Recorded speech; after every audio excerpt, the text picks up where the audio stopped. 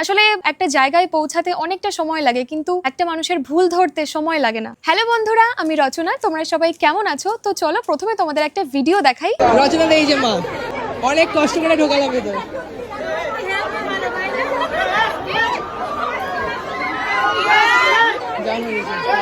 Social মিডিয়ায় আমাকে নিয়ে কেউ কোনো ভিডিও বানালে সেটা রিপ্লাই করার প্রয়োজন মনে করি না আমি, কিন্তু রিসেন্টলি একটা ভিডিও বেশ ভাইরাল হয়েছে আর সেখানে অনেকে অনেক রকমের মন্তব্য করছে, তাই আমার মনে হলো সেটা নিয়ে আমার কিছু বলা উচিত। চলো আগে এই ভিডিওটার কিছু কমেন্ট পড়ি। প্রথমে হচ্ছে, এমন ভাব দেখায় যেন বড় সেলিব্রিটি। বাপরে কি অ্যাটিটিউড! গরিবের ঘর থেকে উঠে এলে এরকমই হয়। এই দিদির খুব অহংকার।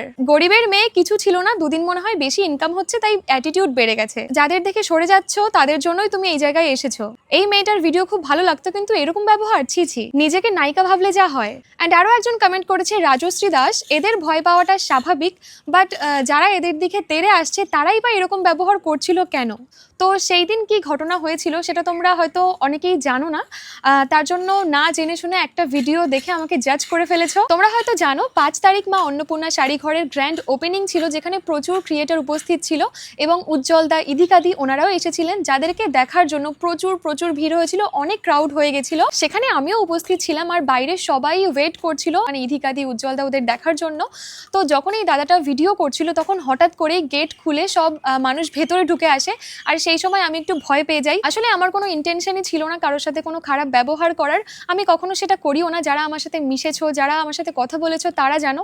আর আমি এতদিন ধরে ভিডিও করছি, তোমরা তো আমাকে চেনো। একটা ছোট্ট একটা ভিডিও দেখে তোমরা আমাকে জাজ করে ফেললে। আসলে একটা জায়গায় পৌঁছাতে অনেকটা সময় লাগে, কিন্তু একটা মানুষের ভুল ধরতে সময় লাগে না। আর তাছাড়া ওই ভিডিওটাতে একটু লক্ষ্য করলেই তোমরা বুঝতে পারবে যে বাইরে থেকে সমস্ত মানুষ ভেতরে ঢুকে আসে, আর সেদিন ওভার ক্রাউড হয়ে গেছিল। ওনারা সামলানোর চেষ্টা করেছিল, কিন্তু যেটা অসম্ভব হয়ে গেছিল। আর তোমরা আমার সাথে দেখা করতে এসে দুটো কথা বলবে, একটা ফটো তুলবে, এটাই তো, এইটুকু সৌভাগ্য কতজনের হয়? তোমরা আমাকে ভালোবাসো, আমাকে চেনো, তার জন্যই তো আমার সাথে কথা বলতে আসো। এই সৌভাগ্য তো সবার হয় না, আমার হয়েছে। তোমরা আমাকে এত ভালোবেসেছো, তার জন্য আমি নিজেকে অনেক সৌভাগ্যবান মনে করি। আর তোমরা যারা এরকম নেগেটিভ কমেন্টগুলো করছো যে অহংকার হয়ে গেছে, গরিব ছিল এখন টাকার মুখ দেখেছে, তোমরা কি কখনো আমার সাথে পার্সোনালি কথা বলেছো?